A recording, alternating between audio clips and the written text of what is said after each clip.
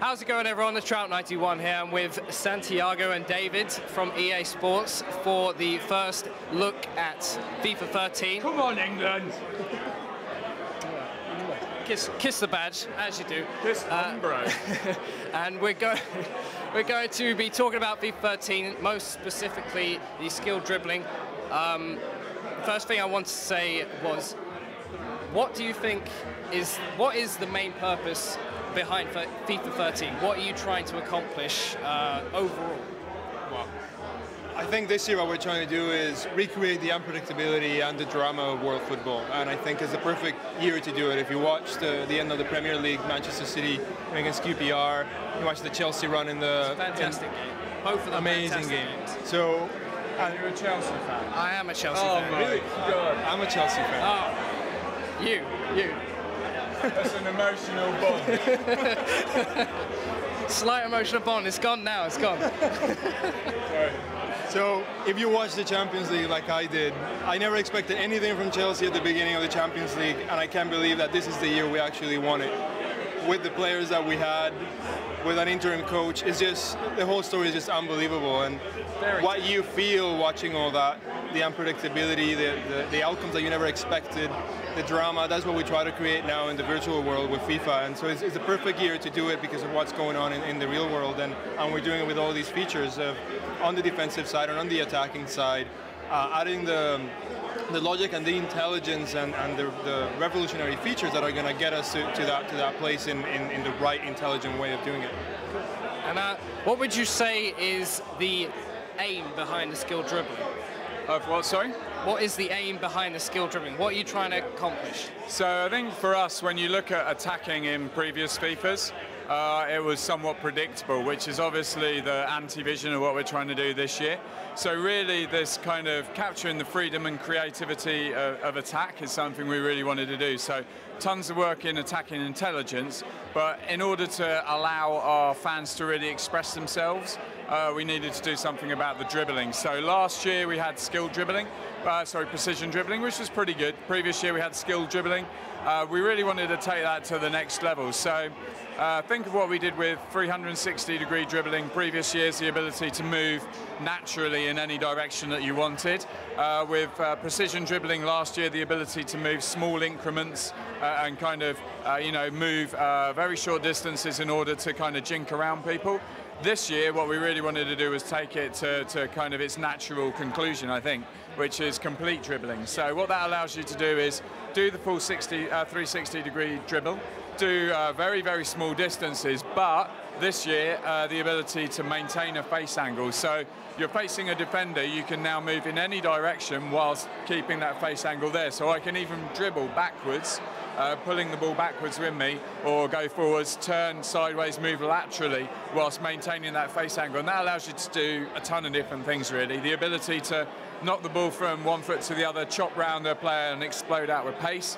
It allows you to actually turn your back on the player, maintain your face angle away from that player, and truly shield the ball properly, I think, for the first time ever in FIFA. So you're always going to keep your back fully to the defender behind you to maintain possession, as well as, as you're running in on goal, keep your angle so that you can actually have a straight line of goal. So lots of very cool things there. It's incredibly good fun.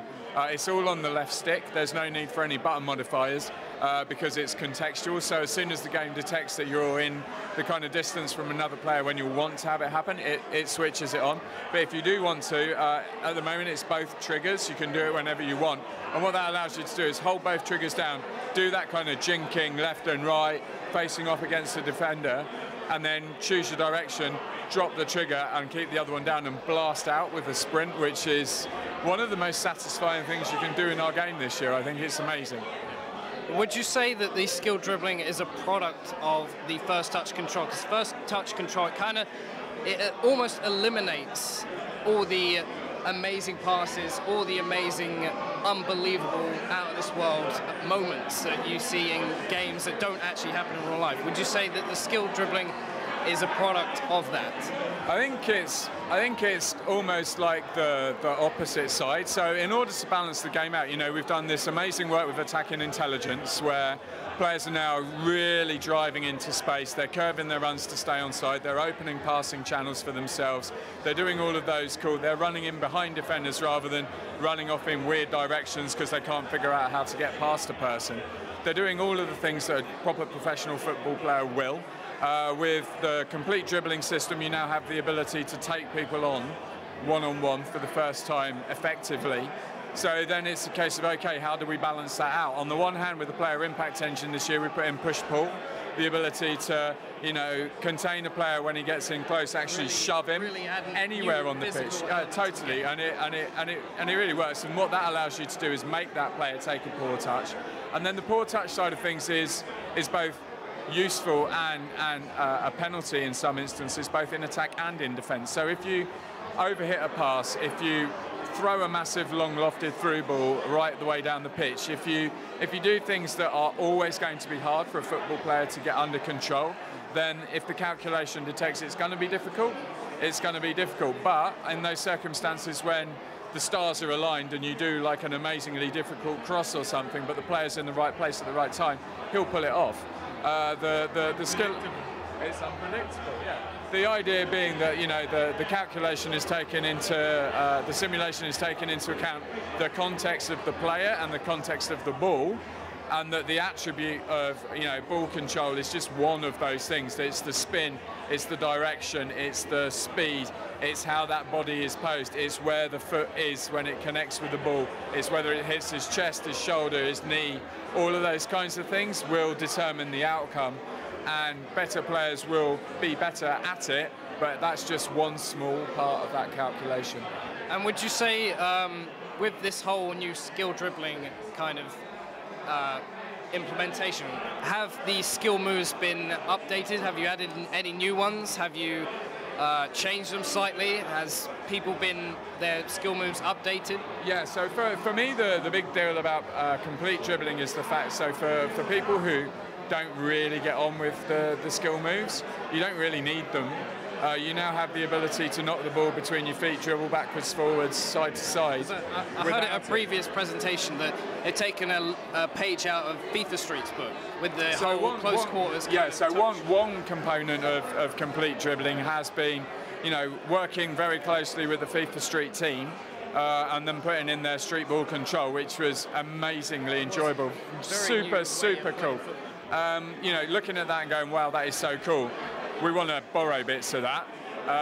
Slight redesign, slight re-engineering brought it into the game, which does allow you to do that. For me personally, I'm not a massive skill move player. I don't really find I need them too much. I'm more English in my style of football. Head down, arse out, run to the goal. Yeah, sort of. But the idea being that, you know, for those people who do like those flair moves or want to experiment with them but don't have either the knowledge or the dexterity to pull them off, you can now have that enjoyable experience just with the left stick. For me, it's a very accessible way to do the cool stuff, but at the same time, it's also very element to your very realistic and very believable in the way that it's been implemented, because it provides this very natural way of moving with the ball that, until you see it in the game, you didn't actually realise it was kind of missing, which is probably why it's taken us a little while to get there. Would you say? To add to that, I think if you look at previous FIFAs where we had the skill moves and then we have the traditional left stick dribbling, and there wasn't very much in between. It was this very black and white. I'm either going to go full out Cristiano Ronaldo, try to beat people with almost unnecessary skill moves, or I just have to be extremely simple and maybe not very effective. And what this does is it really blurs the line between what's a skill move that I have to do with the right stick and what is it contextual and what I can do with my left stick. And that's really how organic the sport is in real life. You look at Lionel Messi, probably the most effective dribbler in the world right now, and you never see him do a skill move. It's all simple football, smart, quick movements of his feet, and great balance, amazing balance. But that is the kind of stuff that now you can do with our game, because you don't need to do skill moves to beat defenders, or just dribble straight. You can have all this gray area in between and really enjoy and find where in that line do you actually love dribbling the most. With the updated attacking engine, you made players a lot more intelligent when they're on the attack. With the whole new skill dribbling implementation, have you also countered that with an updated defensive system? I think, every year we know that everything would go to waste if you didn't have a balanced game at the end. So while we're not selling these features about defensive intelligence and defensive positioning, it has to be tightened up. It has to grow and get sophisticated, just as the attacking side is doing. With the new tactical defending, it's become a lot more challenging. You have to put a lot more thought into when you want to make a tackle and when you want to stay back and not move for it. So it could be you really do have to think a lot more with this whole skill dribbling implementation. Yeah, with skill dribbling, I mean, now you're going to have the tackling side of things that is going to be, maybe you would think it was going to be more challenging, but actually it's going to be a lot more intelligent. For example, last year, you had cases where you could dribble past a player and you would press the tackle button a little bit too late and the ball's past you, but the dribble's still here.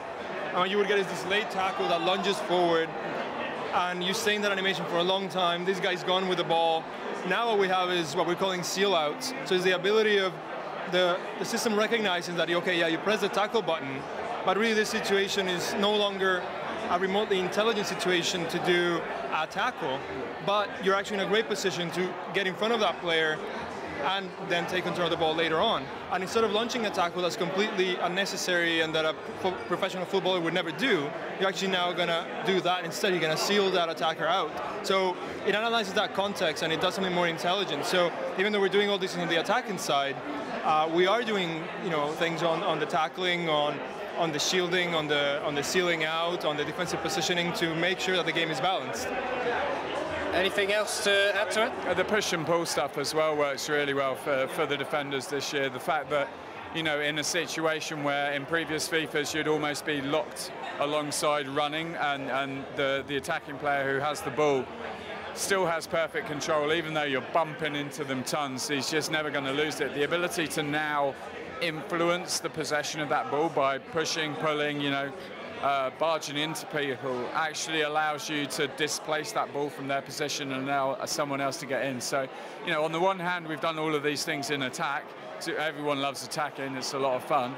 On the other hand, we couldn't not address any weaknesses in defence, so we've done that too. So we're always looking at creating a very balanced game. We think we've done it this year, and certainly from the noises you can probably hear of people playing it on this video, I think everyone's enjoying it. And we're still 6 months out, and we've got tons of news about everything else in the game coming over the summer as well. So, okay, thank you very much for joining me, both of you. That's A Trout 91. Peace out.